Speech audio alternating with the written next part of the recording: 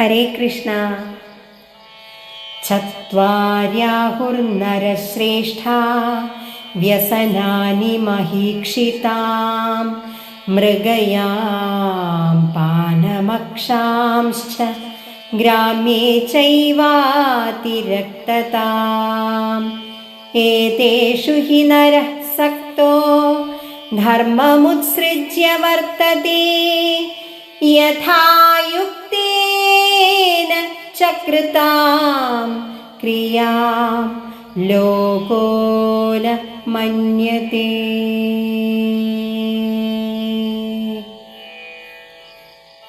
ഉത്തമരായവർക്കു 4 തരം വ്യസനങ്ങളുണ്ട്: നായാട്ട്, ചൂതുകളി, മദ്യപാനം, സ്ത്രീകളിലുള്ള അത്യാസക്തി.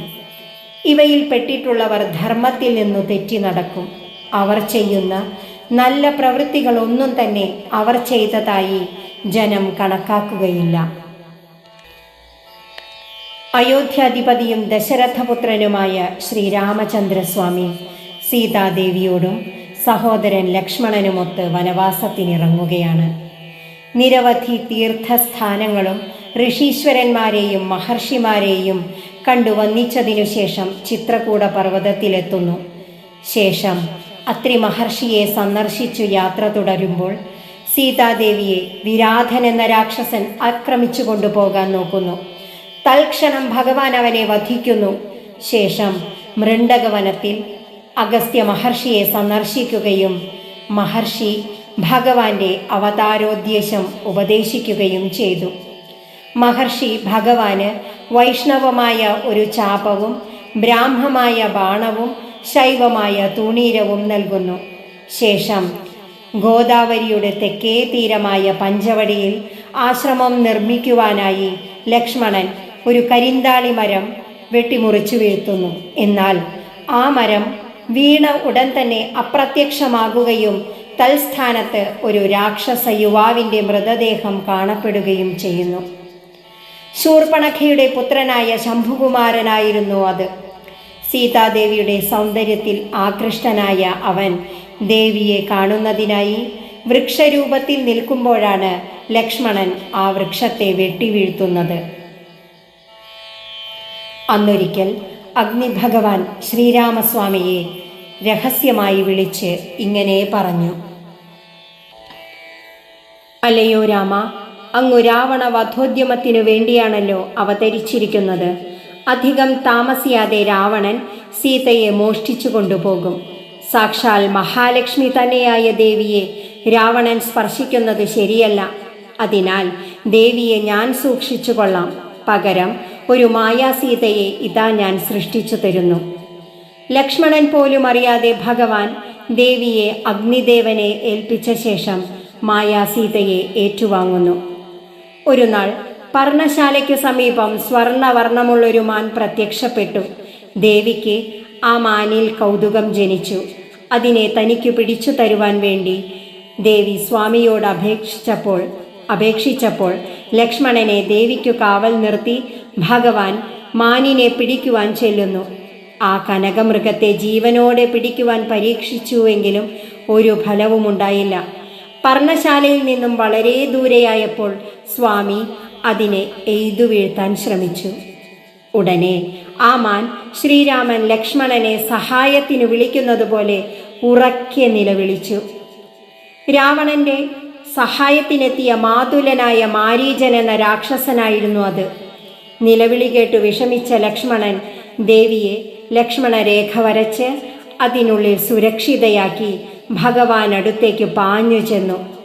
ആ സമയം മതിയായിരുന്നു കൈകസീനന്ദനനും ലങ്കാധിപതിയുമായ രാവണന്. ഉടൻ തന്നെ രാവണൻ അവിടെ പ്രവേശിച്ച് മായാസീതയെ ലക്ഷ്മണരേഖയിൽ നിന്നും പുറത്തെത്തിച്ച് ബലമായി ലങ്കയിലേക്ക് അപഹരിച്ച് തൻ്റെ പുഷ്പക വിമാനത്തിൽ കൊണ്ടുപോവുകയും ചെയ്തു. ശ്രീരാമചന്ദ്രനും ലക്ഷ്മണനും വാനര സൈന്യത്തിൻ്റെ സഹായത്തോടെ ലങ്കയിലെത്തുകയും യുദ്ധാവസാനം രാവണനെ വധിച്ച് ദേവിയെ വീണ്ടെടുക്കുകയും ചെയ്യുന്നു. തദനന്തരം ലോകബോധ്യത്തിനായി മായാസീത അഗ്നിയിൽ പ്രവേശിച്ചു. ഉടൻ തന്നെ അഗ്നിഭഗവാൻ മഹാലക്ഷ്മിയായ സീതയെ ഭഗവാന്റെ സമക്ഷം കൊണ്ടുവന്നു. മഹാലക്ഷ്മിയായ സീതയും മായാസീതയും ഒരുമിച്ചു നിന്നപ്പോൾ മായാസീത ഭഗവാനോട് ചോദിച്ചു, ഭഗവാനെ, ഞാൻ ഇനി എന്താണ് ചെയ്യേണ്ടത്? എങ്ങോട്ടാണ് പോകേണ്ടത്? ഭഗവാന്റെ ഉപദേശം ഇതായിരുന്നു, മായാസീതയായ നീ പുഷ്കരത്തിൽ പോയി തപസ്സാരംഭിക്കുക. തപസ്സിനു പൂർണ്ണത വരുന്ന അന്ന് അവൾ സ്വർഗലക്ഷ്മിയായി തീരുമെന്ന് ശ്രീരാമചന്ദ്രസ്വാമിയും അഗ്നി ഭഗവാനും ദേവിയെ അനുഗ്രഹിച്ചു. ദേവി പുഷ്കരത്തിലെത്തി മഹാദേവനെ പൂജിച്ചുകൊണ്ട് തപസ്സാരംഭിച്ചു. ദേവിയുടെ തപസ്സിൽ പ്രീതനായ മഹാദേവൻ പ്രസാദിക്കുകയും വരം എന്താണ് വേണ്ടത് എന്ന് ചോദിക്കുകയും ചെയ്തു. സ്വർഗലക്ഷ്മിയായ അവൾ നല്ല ഭർത്താവിനെ തരിക എന്ന് 5 പ്രാവശ്യം അപേക്ഷിച്ചു. മഹാദേവൻ പുഞ്ചിരിച്ചുകൊണ്ട് ദേവിയെ ഇപ്രകാരം അനുഗ്രഹിച്ചു, നീ 5 പ്രാവശ്യം ഭർത്താവിനെ ചോദിച്ചതിനാൽ ദ്വാപരയുഗത്തിൽ നീ കൃഷ്ണയായി ജനിക്കും. ആ അവസരത്തിൽ നിനക്ക് 5 പേർ പതിയായി വന്നു നിന്നെ വേൾക്കുന്നതാണ്. ഭഗവാൻ മഹാദേവൻ ഇങ്ങനെ മായാസീതയെ അനുഗ്രഹിച്ചതായി ദേവി ഭാഗവതം പ്രസ്താവിക്കുന്നു. പണ്ട് മൗൽഗല്യൻ എന്നൊരു വൃദ്ധനായ ഋഷി ജീവിച്ചിരുന്നു. അദ്ദേഹത്തിൻ്റെ ഭാര്യയായിരുന്നു നളായണി എന്ന ഇന്ദ്രസേന. നളായണി സുന്ദരിയായ യുവതിയായിരുന്നു, എങ്കിലും അവൾ പതിവ്രതയായിരുന്നു. മൗൽഗല്യൻ ജരയും നരയും ബാധിച്ച് ദേഹം ക്ഷീണിച്ച് അവശമായ നിലയിലായിരുന്നു. മാത്രമല്ല, ശരീരത്തിൽ നിന്നു ദുർഗന്ധമുണ്ടായിരുന്നിട്ടും അതിയായ കോപമുണ്ടായിരുന്നിട്ടും അവളുടെ പ്രണയം നശിച്ചില്ല. ഒടുവിൽ അദ്ദേഹം കുഷ്ഠരോഗിയുമായി തീർന്നു. ഒരു ദിവസം അദ്ദേഹം ഭക്ഷണം കഴിച്ചുകൊണ്ടിരിക്കുന്നതിനിടയിൽ ഒരു വിരൽ മുറിഞ്ഞു ഭക്ഷണത്തിൽ വീണു. നളായണി ഭക്തിയോടെ ആ വിരൽ എടുത്തു മാറ്റിയ ശേഷം വീണ്ടും അതേ ഭക്ഷണം കഴിച്ചു. ഇതുകണ്ട് മനസ്സിൽ സന്തോഷം തോന്നിയ മൗൽഗല്യൻ അവളോട് ഇഷ്ടമുള്ള വരത്തെ വരിക്കുവാൻ സമ്മതം നൽകി. മൗൽഗല്യൻ പഞ്ചശരീരനായി നിന്ന് തന്നെ സ്നേഹിക്കണം എന്നായിരുന്നു നളായണി ചോദിച്ച വരം. അതനുസരിച്ച് അദ്ദേഹം പഞ്ചശരീരനാവുകയും ഭാര്യയോടൊന്നിച്ച് ലോകം ചുറ്റി സഞ്ചരിച്ച് അവളെ സന്തോഷിപ്പിക്കുകയും ചെയ്തു. മുനി പർവ്വതമായി നിന്നപ്പോൾ അവൾ ഒരു നദിയായി തീർന്നു. മുനി പൂത്തുനിന്ന വൃക്ഷമായാൽ അവൾ ലതയായി തീരും. ഇങ്ങനെ അനേകായിരം വർഷങ്ങൾ കഴിഞ്ഞപ്പോൾ മൗൽഗല്യൻ ലൗകിക സുഖത്തെ ഉപേക്ഷിച്ച് തപസ്സിൽ പ്രവേശിച്ചു. ഇത് നളായണിക്ക് ഇഷ്ടപ്പെട്ടില്ല. ഇത്രയും വർഷം കഴിഞ്ഞിട്ടും അവൾ തൻ്റെ ഇന്ദ്രിയ പൂർത്തീകരണത്തിൽ അതൃപ്തയാണ് എന്നും അതിനാൽ തന്നെ വിട്ടുപിരിയരുത് എന്നും അവൾ ഭർത്താവിനോട് അപേക്ഷിച്ചു. അവൾ ഇങ്ങനെ തപോവിഘ്നം വരുത്തിയതിൽ കുപിതനായി തീർന്ന മുനി അവൾ അടുത്ത ജന്മത്തിൽ പാഞ്ചാലപുത്രിയാകുമെന്നും 5 ഭർത്താക്കന്മാരാൽ വേൾക്കപ്പെടും എന്നും അവളെ ശപിച്ചു.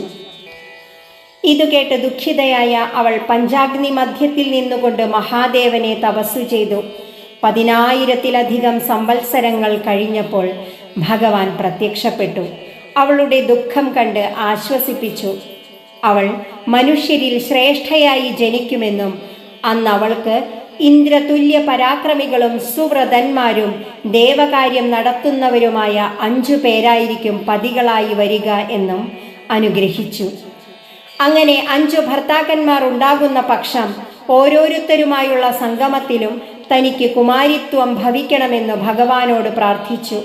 ഭഗവാൻ അങ്ങനെ തന്നെ എന്നു അനുഗ്രഹിച്ചു. ശേഷം ഭഗവാൻ അവളെ ഗംഗാനദിയിലേക്ക് പറഞ്ഞയച്ചു. ഗംഗയിൽ സുന്ദരനായൊരു പുരുഷനെ കാണുമെന്നും അദ്ദേഹത്തെ കൂട്ടിക്കൊണ്ടുവരണമെന്നും നിർദ്ദേശിച്ചു. അതനുസരിച്ച് അവൾ ഗംഗാതീരത്തേക്ക് പുറപ്പെട്ടു. ഈ കാലഘട്ടത്തിൽ ദേവന്മാരെല്ലാവരും ചേർന്ന് നൈമിശാരണ്യത്തിൽ ഒരു യാഗം നടത്തുകയായിരുന്നു. യമദേവൻ അതിലെ പ്രധാന പരികർമ്മിയായിരുന്നു. യാഗം അനേക വർഷം നീണ്ടുനിന്നു. ആ കാലഘട്ടങ്ങളിലെല്ലാം യമദേവൻ യാഗദീക്ഷയിലായിരുന്നതിനാൽ മനുഷ്യർക്കു മരണമുണ്ടായിരുന്നില്ല. മനുഷ്യവംശം വല്ലാതെ വർദ്ധിച്ചു വന്നു. മർത്യർ അമർത്യരാകുന്നതു കണ്ട് ദേവകൾ പരിഭ്രമിച്ചു. ബ്രഹ്മദേവന്റെ നിർദ്ദേശാനുസരണം നൈമിശാരണ്യത്തിലെത്തി ദേവകൾ യമദേവനെ കണ്ട് കാര്യങ്ങൾ ഗ്രഹിപ്പിച്ചു. അദ്ദേഹം തൻ്റെ വാഹനത്തിൽ കയറി തൻ്റെ കർമ്മരംഗത്തേക്ക് പ്രവേശിച്ചു. ഈ അവസരത്തിലാണ് ഗംഗാനദിയിലൂടെ കുറച്ചു കാഞ്ചനപ്പൂക്കൾ ഒഴുകി വരുന്നത് ദേവേന്ദ്രന്റെ ശ്രദ്ധയിൽപ്പെട്ടത്. ഈ പൂക്കളുടെ ഉറവിടം തേടി ദേവേന്ദ്രൻ യാത്ര തുടർന്നു. ഗംഗയുടെ ഉദ്ഭവസ്ഥാനത്ത് ചെന്നപ്പോൾ അവിടെ നളായണിയെ കണ്ടു. തുടർന്നു നളായണി ഇന്ദ്രദേവനെയും കൊണ്ട് മഹാദേവന്റെ അടുക്കലെത്തി. ഭഗവാൻ ഇന്ദ്രനും ഒന്നിച്ചൊരു ഗുഹയിലെത്തി. അവിടെ ഇന്ദ്രനെ പോലെ 4 പേരുണ്ടായിരുന്നു. അവരെ നോക്കിക്കൊണ്ട് ഭഗവാൻ നളായണിയോട് നിർദ്ദേശിച്ചു, ഇനി നീ പാഞ്ചാല രാജാവിൻ്റെ മകളായി പിറക്കും. ഈ ഐന്ദ്രന്മാർ ചന്ദ്രവംശത്തിൽ ജനിച്ച് നിന്നെ വിവാഹം കഴിക്കുന്നതായിരിക്കും. തങ്ങൾ ഭൂമിയിൽ ജനിച്ച് ദേവകാര്യങ്ങൾ നിർവഹിക്കാമെന്ന് ഇന്ദ്രന്മാരും സമ്മതിച്ചു. ശേഷം അവർ ദേവദേവനായ മഹാവിഷ്ണുവിൻ്റെ അടുക്കലെത്തി. അവർ ഭൂമിയിൽ വന്നു ദേവകാര്യം നിർവഹിക്കുമ്പോൾ അവർക്ക് സഹായികളായി ഭഗവാൻ സ്വയം ഉണ്ടാകണമേ എന്ന പ്രാർത്ഥന ഭഗവാൻ സ്വീകരിച്ചു. അനന്തശായിയായ ഭഗവാന്റെ ശരീരത്തിലെ ഓരോ ഭാഗവും ഭഗവാന്റെ പൂർണ്ണരൂപമായതിനാൽ മഹാവിഷ്ണു തൻ്റെ ശിരസിൽ നിന്നു കറുത്തതും വെളുത്തതുമായ 2 കേശങ്ങളെ താഴെയിട്ടു. ആ തിരുമുടി ശ്രീകൃഷ്ണ ബലരാമന്മാരായി ഐന്ദ്രന്മാരെ നോക്കി പുഞ്ചിരി പൊഴിച്ചു. തുടർന്ന് മഹാലക്ഷ്മിയുടെ അംശാവതാരമായി മായാസീതയ്ക്കും നളായണിക്കും ശേഷം പാഞ്ചാലിയായി അവതാരം ചെയ്തു. ധർമ്മദേവനും വായുഭഗവാനും അശ്വിനീ ദേവകളും പുത്രന്മാരെ ജനിപ്പിക്കുന്നതിന് ഇന്ദ്രാംശങ്ങളെ സ്വീകരിച്ചു എന്ന് പറയുമ്പോൾ പാണ്ഡവർ 5 പേരും ഇന്ദ്രന്മാർ തന്നെ എന്ന് ആദിപർവം ഉദ്ഘോഷിക്കുന്നു. ഏകചക്രയിലെ ബ്രാഹ്മണൻ തുടരുകയാണ്. ധൃഷ്ടത്വവും ഇഷ്ടദ്യുമ്നത്തോടെയുള്ള ഉദ്ഭവവും കൊണ്ട് പാഞ്ചാല രാജാവിൻ്റെ കൊട്ടാരത്തിലെ യാഗശാലയിലെ അഗ്നിയിൽ നിന്ന് ക്ഷാത്ര തേജസ്സോടെ ജനിച്ച പുത്രന് യാജൻ ധൃഷ്ടദ്യുമ്നൻ എന്നു നാമകരണം ചെയ്തു. ശേഷം യാഗശാലയായ മണിവേദിയുടെ മധ്യത്തിൽ നിന്ന് അതിസുന്ദരിയായ ഒരു കന്യക ഉയർന്നു വന്നു.